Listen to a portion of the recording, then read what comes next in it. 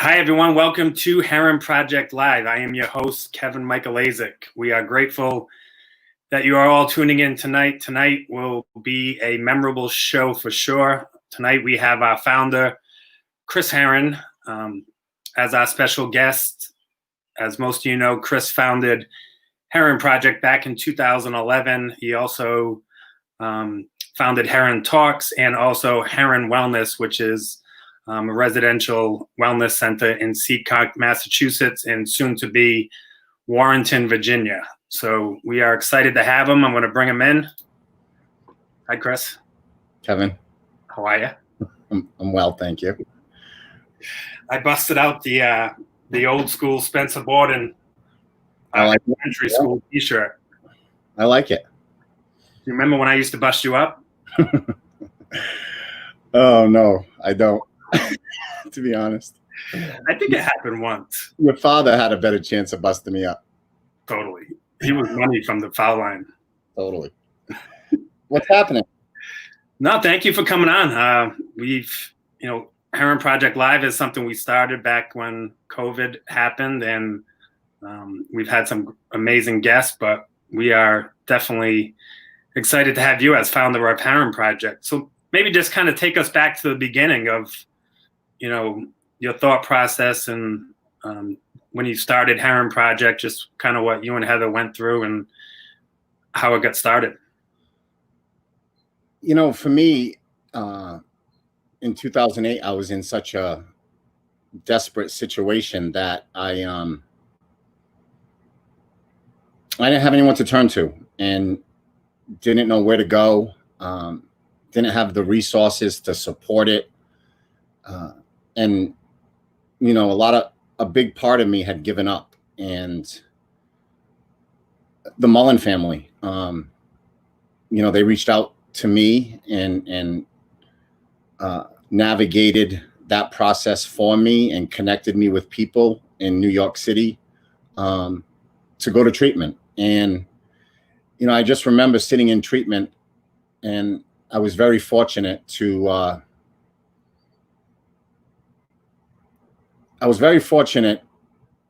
fight every feeling and emotion of running back home and trying to fix everything. That I stuck and I stayed for almost 11 months. And, to have a newborn baby and 2 children, every part of me was saying, go back home and do what's right. But I stuck, and as I evolved and the growth that came in recovery, I wanted to be part of it. I wanted to be the Mullins. I wanted to be that person that picked up the phone and helped someone. So the Herren Project was started, and never in my wildest dreams would I have ever imagined we'd be here right now.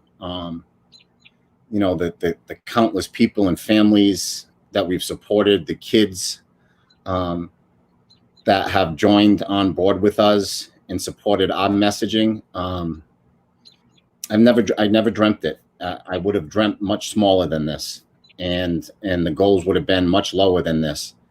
I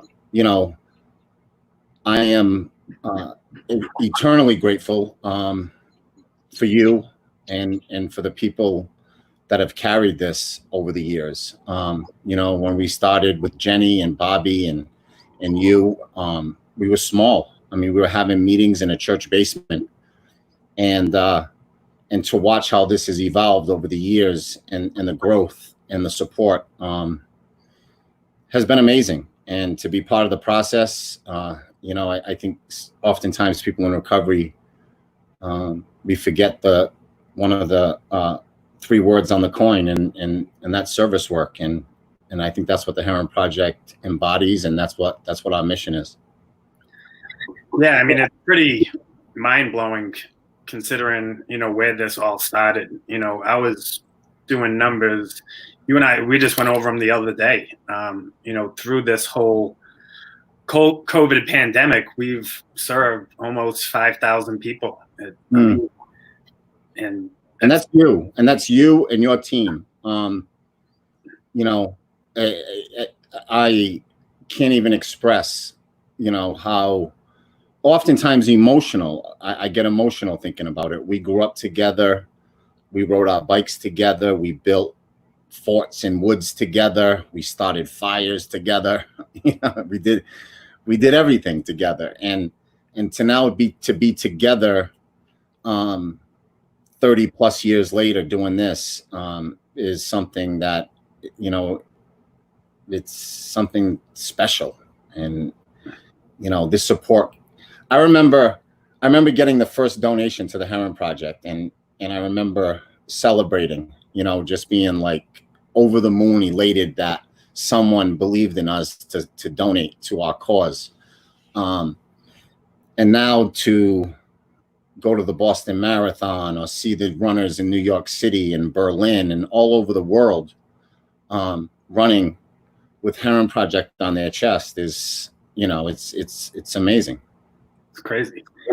And I think one of the beautiful things of this, it's grown organically, and it's grown in such a way that, you know, it's bigger than me. It's, you know, it's bigger than you. It's a movement. It's a collaboration of people from all across the country that have really contributed to the growth and success of this organization. Yeah, I mean, there's just a lot of soul in it, you know. There's a lot of people who truly care about the cause. You know, the families that, you know, reach out in a time of utter desperation, and we step in and help them. And then, you know, a year later, they're running the marathon or they're doing a 5K. But I also remember a donation there was a woman in California, and every month she sent a little bit. And I don't know the exact amount, but it was what she could and what she could afford. And, you know, I believe it was like under $20. And to this day, that's my favorite donation. You know, who does it? Yeah. Every month. It's unbelievable. And I remember when she started doing it, and again, that's what it's all about. It's about people who believe, and honestly, the humility comes from, you know, in this is that there's people out there that are willing to sacrifice their time. You know, I ran the marathon. It's a very self-serving thing. It takes a lot of time and commitment to run a marathon. Unfortunately, you and I did not put that time and commitment in. I was gonna say, I think running is kind of loose terminology. It was a lot of walking. But, you know, I'm just in awe of people saying, you know what, I'm gonna go for an 18-mile run and take 3 hours away from my family because I want to run for the Herren Project. You know, I don't take that lightly. It's something that I'm truly humbled by, that they have that type of commitment. So you brought up the bike riding and starting fires. I think I publicly owe you an amends for throwing the tennis ball at the bee's nest, and the bee's nest subsequently landing on you and you getting stung by. It was actually a hornet's nest. It was actually a hornet's nest. Yes. And I took about 150 stings to the face and head, and I had to dive through a woman's front door screen to get them off me. And I ended up in the emergency room like 2 hours later. My head was, you know, my head was this big. I couldn't see I couldn't see. And it was all your fault. I could still clearly picture you running down the street screaming for help. Yeah. I was begging you not to throw the tennis ball, begging you. Don't throw it. Let me get on the other side of it. We had been attacking that hornet's nest for about an hour, and we didn't get it. Yeah. And of course, the time that I'm right underneath it, you hit a bullseye, and it drops on my shoulders about 1,000 hornets. How many times in our life you think you have asked me not to do something, I've gone ahead and done it, and that hasn't turned out too well? I mean, hundreds of times. And vice versa. Yeah, I mean, it goes way back, way back. And, from the times I was calling in sick for you in Fresno, begging me, Chris, please call in sick. Oh, that was some of the lowest moments of my life. Yeah, I hear you. But it was, man, I am glad we are on the other side of that. Me too. And I wouldn't be on the other side of that. The Mullins obviously opened the door for me. And I said this the other night, I wouldn't be where I'm at today if it wasn't for your guidance, your patience. They say it's attraction, not promotion. And, you made me attracted to this. And, your wife, JoJo, took me under her wing, newly sober, and, just showed me the ropes and what recovery looks like. And, not only when it's good, what recovery looks like when it's bad, when it's hard. Yeah. And I think that's the beauty of recovery. It's, all I was doing was what someone else had done for me. Totally. And that's what we do. It's what we continue to do today. It's, that new person that's scared, that's lonely, that doesn't know what to do or how to get there, is we stick our hand out and we say, we're here for you. We're going to walk with you on this journey. I remember going to meetings when I first started, and the most hopeful part of the meeting was the promises,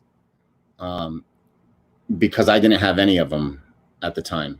And to listen to someone read the promises out loud, it just gave me hope. It made me, a believer, that if I just claimed my seat and passed the basket and do what I was told, I had a chance at the promises coming true.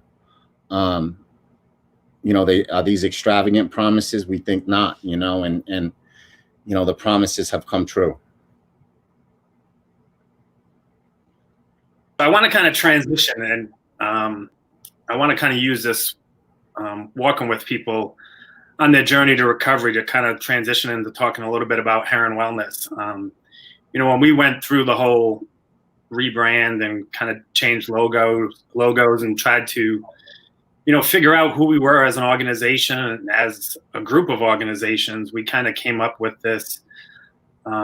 Our internal kind of fiber is that our goal is to walk with people on their journey to recovery. So can you talk just a little bit about that and kind of transition into what you're doing at Herren Wellness? I think that embodies the message of the Herren Project. I think we are, I think the people who work with the Herren Project, we walk with people. We walk with people who are suffering. We walk with people who are sick. We support families who have a loved one who's struggling. Every step we take, it's very symbolic that we will continue to walk with you. And this is a very lonely existence. Nobody plans on seeing their mom or dad, their brother or sister, their son or daughter struggling. And, when someone knocks on your door or someone calls your phone and says, I'm going to do this with you, that's special. And, right then and there, a bond is formed of unity, of strength, of love. And, we've done that over the years. Herren Wellness is something that, again, it's something that kind of evolved organically. People were suggesting me to do this a few years ago. But what people don't know is, Kevin, you were the one that gave me the confidence to do it. You were the one that was saying when we were going on drives all over New England while I was speaking, you know, for me to take that leap of faith and open up a wellness center, a treatment center. I wanted to do it different. You know, people might get mad at me for saying this, but I think the treatment industry has gotten away with a lot over the years. I truly believe in my heart that there's a lot of treatment centers. They don't do enough. They don't offer enough. They don't introduce people to enough. And, you know, at Herren Wellness, we wanted to do it all. And, you know, from waking up in the morning and doing yoga and meditation and acupuncture and massage therapy, hyperbaric chambers that we just introduced to our guest. You know, we have 4 amazing life coaches, and you know, for 24 people living on a property, 4 life coaches, 6-to-1 ratio is really good. And you know, they care. They bring this home at night, and you know, we live it. So you know, Herren Wellness is a dream come true for me. You know, Nick Carrere, who got sober, just celebrated 7 years. You know, he's the trainer there, but you know, he's so much more than a trainer. You know, he's like his own hybrid life coach for people. And you know, that's what we have. You had Lori on a couple of weeks ago, and Lori's the hardest working woman I know. You know, she has 34 years sober, and I admire that. And her strength and her commitment to helping people in recovery is second to none. So I've been very fortunate to have surrounded myself with people who have gone into this 100%. I think one of the things I notice when I go there is this sense of, it's an unbelievable sense of community, of family, that, you can't tell who works there.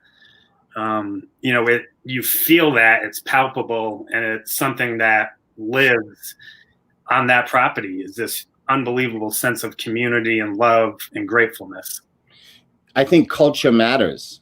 You know, I think it truly does. I think a culture matters during the healing process. I think, you know, we've tried to create a culture there. The greatest compliment I get, like, is when a guest walks up to me, and I don't call them clients, they're guests. And when a guest walks up to me and, you know, I ask them, where you heading, where you going? And they say, back to my house, or I'm going to my room. That's the coolest thing that I can, you know, when someone really feels like this is their place, I know we're doing something right. I know it's special. And, you know, to have the connection with them, and, you know, 24 people, I think is a beautiful number. I think it's a manageable amount of guests at a time on a property. You know, people deserve attention during this process and during the healing process. And I believe they get that there. And I think, Kevin, you're right. You know, it's palpable. And I think people there currently right now would say that it's palpable. They feel that this is a special place for them, and a special place for staff. We had a fire alarm this morning, and it was from steam in the shower, and we've had about 40 of them. And I want to apologize to the Seekonk Fire Department, because they have been unbelievable to us. But the fire department pulls up on scene, and they're like, who we looking to talk to? Nobody knows. And I purposely did that when I started that. I didn't want staff wearing special shirts, name tags. It's just, we're all one. And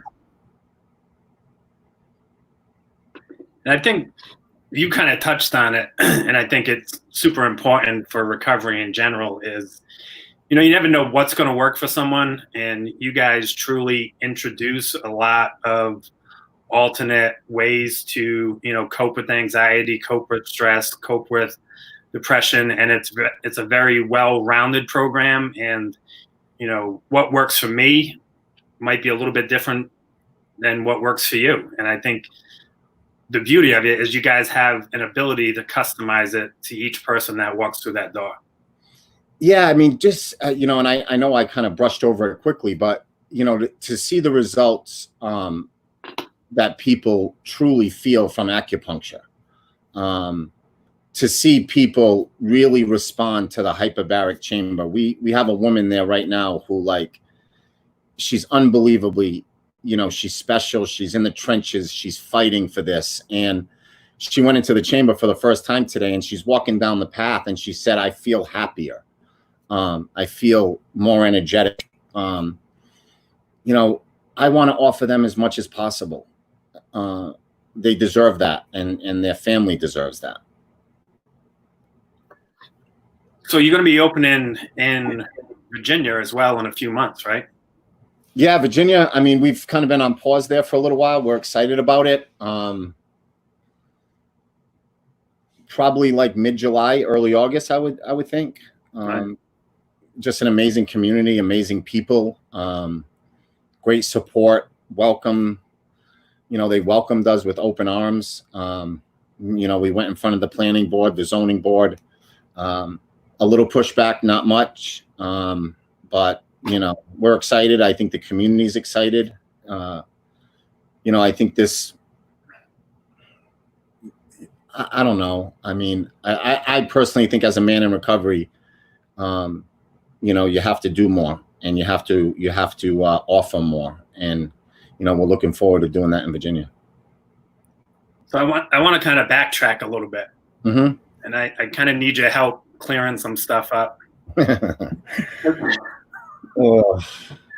I've kind of felt like I got a little bit of a bad rap, just mm-hmm.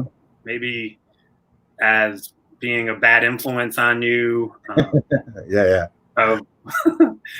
So if you could clear the air, it would be helpful. That I wasn't all that bad. I think we were equally, if not, you might have been a little bit worse than me. Yeah. Yeah, I think you did get a bad rap. I think, I think Fall River got a bad rap, right? I think I had a lot of people in my life that wanted to who loved me, who cared about me, who wanted to say something else was causing this. I think it was. I think we were on the same pace. I think there were times in our life that you were ahead of me, meaning, doing more than me. And there were times in my life that I went ahead of you. The beauty of it is, as much as we suffered and as sick as we were truly always together. And always supporting one another. It was, but there was nothing like you taking that leap of faith on yourself and getting sober for the first time, and then kind of paving the way for the rest of us. You and Bobby Egan kind of blazed that trail for our generation, for our neighborhood. But yeah, you did get a bad rap. I would say that, and I apologize for that. I couldn't control the narrative at all times. So I'll say that. It's funny, you hear it all the time, especially with kids. Like they say, "Well, I don't want my kid hanging out with him." And I oftentimes say, your kid's probably saying, walking out the door, his parents are saying the same thing about me. Yeah. And I think that's what we did with one another. So you've been traveling all over the country for 9 years now. Yeah. Which is crazy just to think about how much time has flown by. And I know that's your passion. That's what you love doing is being out in front of kids. Can you talk about that a little bit? Yeah, I mean, I never imagined, right? There was a woman, Kathy Sullivan, that invited me to Barrington High School. I just lost my license, and she said, "Come on, I'll drive you." And I went over there and spoke to her kids, and I had no idea. That that day at Barrington High School was gonna start, a 9-year journey into this. I've been very fortunate, right, to walk in and speak in front of Belichick and the Patriots and most NFL teams and all the BCS college football teams. To walk in and do big corporate events for Sports Illustrated or Foot Locker. But nothing is like going in front of high school kids. Nothing's like walking into a gym in West Virginia and seeing third graders sitting on the floor and me looking at the principal and saying, "There's no way I can speak in front of third graders." And the principal looking at me very simply saying, every third grader in my school already has a story, and yours isn't unique to them. So, high school is where my heart is, and that's where the first day kind of evolved. I used to go into schools and tell them, how my life went, but I didn't feel like I was truly impacting them. I felt like they were walking away from it saying, "Wow, I pray for that guy. I hope that guy, lives a long, healthy life." So I had to kind of change the message and really speak to it. And, you helped me with that. We bounced that off each other when we were traveling. And, and when I took that leap of faith to change the message, I had no idea where it was going to land. But, as we know through the Herren Project, it's affected a lot of kids over the last few years.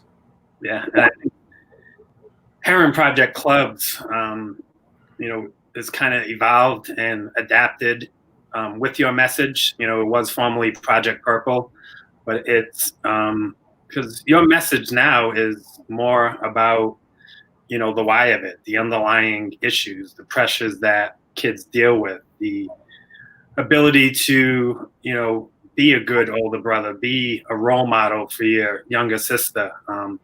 It's so much more than alcohol and drugs. And Herren Project clubs really has been created in a way to go hand in hand with your message and really teach kids about stress management, about being a peer leader in their community, about, making good decisions. It's now the first day, it's a perfect pairing. It is, and I think we've done an unbelievable job with that. I think the kids have respected the transition. I believe they appreciate the message. From the kids who cut to the kids who are bullied to the kids who have suffered trauma because of loved ones' addiction. I had to find a way to create multiple avenues to where kids can find their path and their voice. This 9 years being on the road doing 250 speaking events a year is it's exhausting. It's tiring. It's emotional, and nobody knows like you, Kristen, Bonnie, Angie, the people who are behind the emails, who open them up and see, what these kids send us, is at times heartbreaking. And that their message motivates us to do better. And I think that's what we've done over the years, is supported their voice. Who's the most low energy person you traveled with on the road? It's no doubt you. Totally. I'd be dying after day 2. Oh, please. You'd look at me after 2.5 days and say, "I don't know how you do this."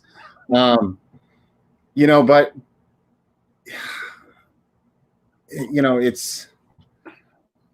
I don't know. It's showing up, right? I mean, it's something, I don't know. It's changed my life, and I had no intentions on ever being a public speaker. The Herren Project was more, the Herren Project, the thought of it came up while I was on a little book tour after Basketball Junkie. I had no intentions on being a public speaker or being a recovery advocate or a voice. It just kind of evolved that way. And I'm really fortunate for it. And I've met a lot of great people along the way, who guys like Tim Ryan and Novak and Ganem and Darren Prince, guys that truly believe in it, and and unafraid to share what recovery has done to their life. Yeah, I mean you were kind of the leader in that pack, and you really, stepped outside of the box. I know sometimes we have this conflict of, being in a 12-step fellowship, but then also we're facing, one of the biggest epidemics the country's ever faced. And, it needed a bigger voice. It needed people to step out and say, you know what, this is what I've been through, but look, this is what recovery can do. This is what recovery's done for me. And I think that's had a huge impact all across the country. Yeah, I mean, I hope so. I think people are now embracing, their recovery and not running away from their past. I'm an AA guy. I mean, I from the basements in Falmouth, NA meetings at 7:00 in the morning, and to the group you started with JoJo, Primary Purpose. I'm an AA guy all the way. I mean, the 12 steps have, they've taught me so much. They've humbled me. There's times that I've drifted away from them and had to be brought back into them. But I know there are people out there that say it's attraction and not promotion. But I also believe, and I could be wrong, and I think if Bill W. was alive today and saw all the suffering in this world, I think he might have wrote the book a little differently. I don't know. Maybe I'm wrong. But I'm proud of my recovery. I'm proud of anybody who has 24 hours sober. And to be quite honest with you, I've never, ever lost that. At Herren Wellness, we're fortunate to have people who stay for extended periods of time. And the message of the newcomer is the most important person in the room has never lost, I've never lost that, because that's special when you see someone walking through that door in the first 24 hours, 72 hours. They're looking for hope, and that's what, hopefully, that's what we're doing. And when COVID started, we, recognized there was a need right away, that people were going to be disconnected from physical in-person meetings. So we adapted pretty quickly and, launched our recovery meetings 7 nights a week. One of the things I love about it is it's open to everyone. It's open to family members. It's open to, if you're in refuge recovery, it doesn't matter, AA, NA, and it's kind of brought together a wider group of people in recovery that are all just trying to do stay sober. And it's, because usually there was like this divide between like AA and NA, and, through this, it's kind of brought everyone a little bit closer together. And I think that's been a beautiful byproduct of those meetings. And I just think over time, over the last, I think we've all seen it over the years, over the last 10 years of kind of a merger of all people in recovery. We have people that come to Herren Wellness that necessarily substance use is not their primary cause for pain and suffering. And we're not going to push people away because, you know, they don't have an extreme drug problem, or because they only drink 2 glasses of wine a day. You know, NA, AA, it's, you know, it's all the A's, man. Like we're all in this together, and, you know, we all have to support one another. You know, I never understood that. You know, I've been in meetings early on where some kid starts talking about heroin when in an AA meeting, and an old timer kind of shuts them down. I just never understood that. I think we're in this together, and we need to support each other, because ultimately, you know, we've come a long way, especially around messaging and stigma. But, you know, we're still fighting for health, for our health care, and for people to get supported in that process. And, you know, if we all come together, we have a much louder voice. Wise man once told me, whether it's AA, NA, GA, whatever it is, as long as it keeps you away from the DA. No doubt. And it's kept you away. It has. Yeah, me too. It certainly has. So I used to be open a lot in the corner when you were driving to the hoop. Yeah. And I never got the kick out. Why is that? Kevin, I mean, you were a big time clutch shooter. I was always afraid you'd get fouled, and you were not a clutch free throw shooter. So I figured my attempt to finish was probably the best option, selfishly. You know, as I got older, I realized I needed to pass the ball more. But it's I'll make an amends. How about that? I'll make an amends on this Facebook, whatever we're on, Facebook, Zoom. But I will make an amends that I apologize for not passing you the ball. And now my side of the street is clean, and hopefully you can move on. I was a choke from the foul line. Yes, you were. I had my chance. So was I. Oh, I know. That's very. So was I. Man. Yeah, no, this has been beautiful, right? It's I don't know, like, you know, what you've done with this.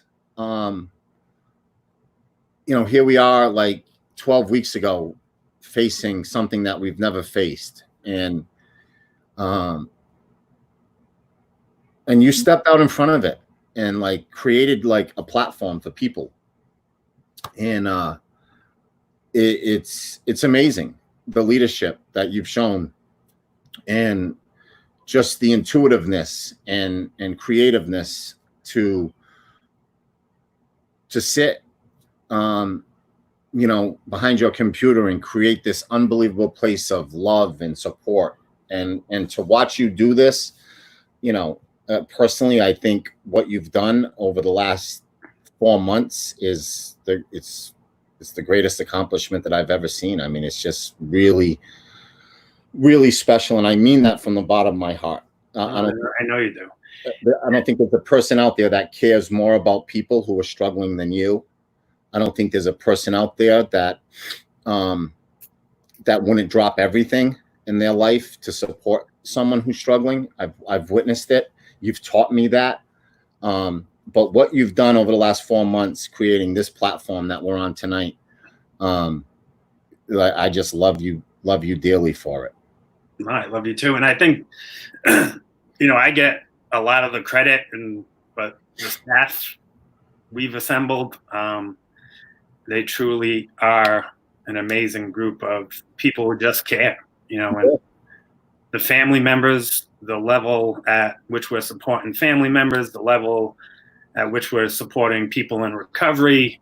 It's just, you know, this is our biggest year, and next year is going to be our 10-year anniversary. Yeah, that's pretty cool. And I don't think we've ever been supported more. You know, and like you said, we went over the numbers, and it's been special. But you know, it's again, it's the people that show up for us. You know, it's the people that believe in us. I wouldn't be who I am today without the people who lifted me up and walked in front of me to show me. You know, I'll never forget it. I was sitting in my chair and we were at primary purpose. And I think I was coming up on my 6 months, and I'm sitting there and, you know, the ego was involved, and primary purpose in Falmouth, there was about 150 people there. And, you know, you said to me, are you ready to get your chip? And I was like, nah, I'm not going to get my chip. I'm all set. I'm not getting it tonight. And you made me. You know, you said it has nothing to do with you. It has to do with the newcomer who's going to see you get up and get it. So, you know, it's a collective effort from all of us. And we've been very, very blessed from all of the people who've worked for, supported the Herren Project over the years. That's why we're here. Yeah, it's truly, truly amazing. And together we recover. You know, none of us can do this on our own. It's a group, collective effort, and it's a beautiful, amazing process. And you know, I'm blessed to have the opportunity to be a part of it. So thank you. No, thank you. I mean, I'm blessed to witness it. I'm blessed to be part of it. I'm blessed to get the feedback from families, you know, that you guys have helped and the staff has shown up for. You know, people in recovery show up at the best time. You know, it's like, it's intuitive, it's instinctive. It's like they know when they need to be there. And that's what I believe we've created, you know, people who want to be present during this, people who want to support it. So I want to thank you. I hope you forgive me for not passing you the ball. I do. I did expect some tougher questions tonight. I think you kind of, you know, you went easy, but that's kind of your passive aggressive. Totally. And if you ask my wife, that's totally my MO. No doubt. And I can make amends for the Hornets Nest. Yeah, but see, you didn't though. See, you didn't. Like, I made amends immediately, right? You did not make it. You're making amends now because I made amends. No. I said, I think I owe you a public apology, which. Oh, okay. I missed that. I apologize. I missed that. But I mean, to this day, I can still hear your screams of horror and pain as you run down the street. I jumped through Mr. Tebow's front door, the screen, to get the bees off my head. Yeah, I mean, you know, maybe, yeah. I mean, it was traumatic. It was traumatic, and it was one of many traumatic things over the years that I've experienced with you. I mean, they say the root of addiction is adverse childhood experience. And I mean, that now thinking of it, as you said that out loud, that could be. Yeah, it could be part of it. Yeah. In your addiction. Mm-hmm. It could be, or the time that you stole about $100 worth of markers from CVS and you admitted it way too quickly under interrogation. And I was interrogated for hours because of it. And, you know, I mean, that could be part of it as well. Totally. And I mean, when I took the prescription pad and wrote in crayon and you would almost begging me not to go. Yeah. And then 30 minutes later is you got a collect call from the Fresno County Jail. No, you got a collect call from Kevin, an inmate at the Fresno County Jail. Yeah, totally. I've heard that multiple times. But, you know, this is what recovery has done. You know, I remember when my mom died. I remember being so sick on heroin. I don't remember much. I don't remember much about the details. But I just remember, you know, being at her wake and being high and standing there and sweating and trying to cover this up. And I remember her mass her funeral, and I remember walking up through the middle and seeing you standing there, and I knew that's something that that I wanted that day. And you know, I was angry at you.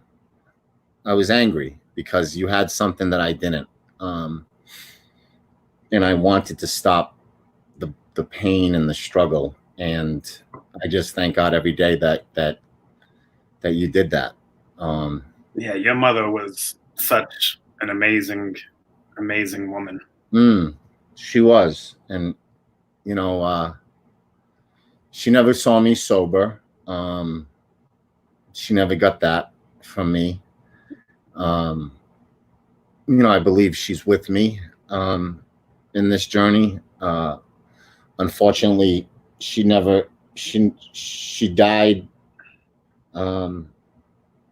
when I was really sick.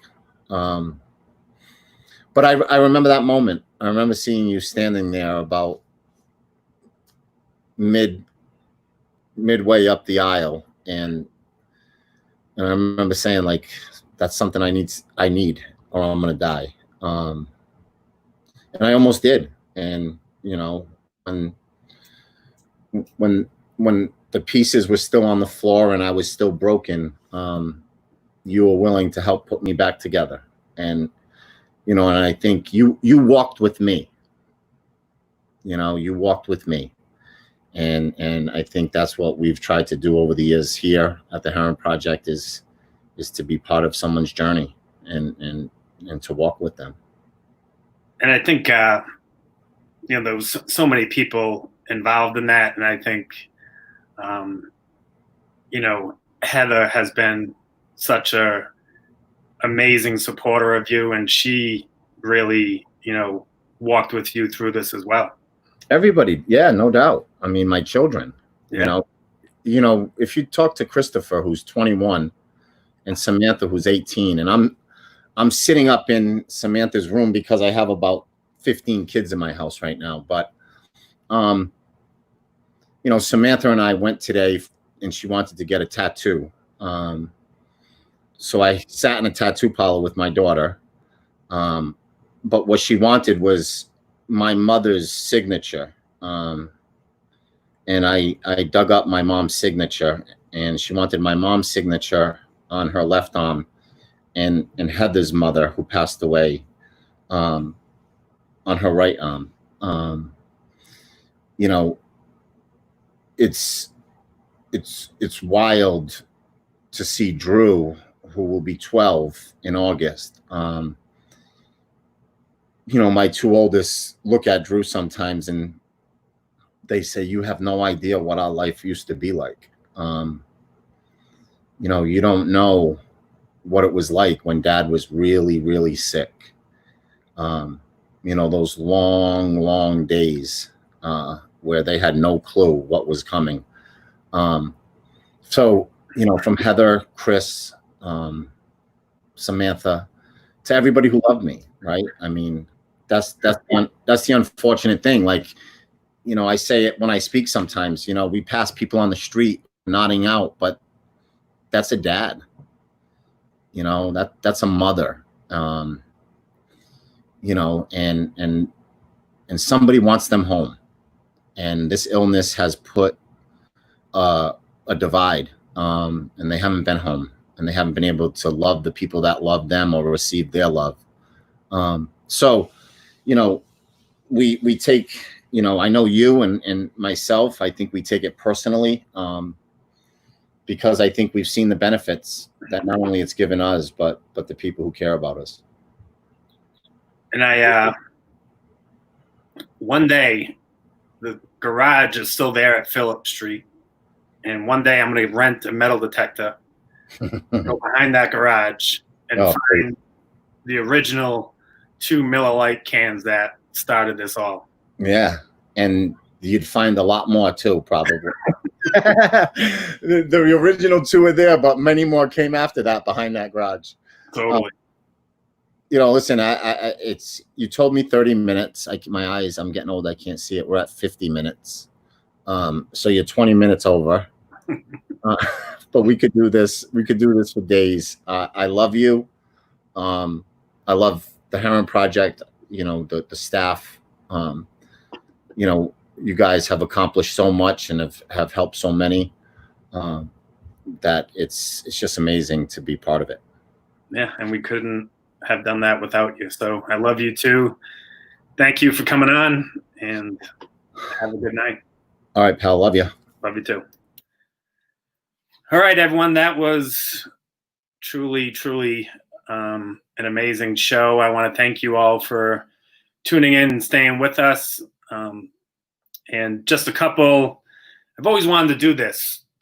We just started our YouTube channel.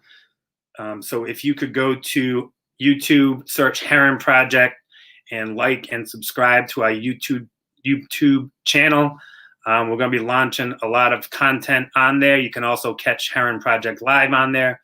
But there's some great webinars, some great segments from Herren Project Live. There's some great videos of Chris. So please go to YouTube and Herren Project and like and subscribe. Thank you all for tuning in. Have a great night. Be safe and stay well.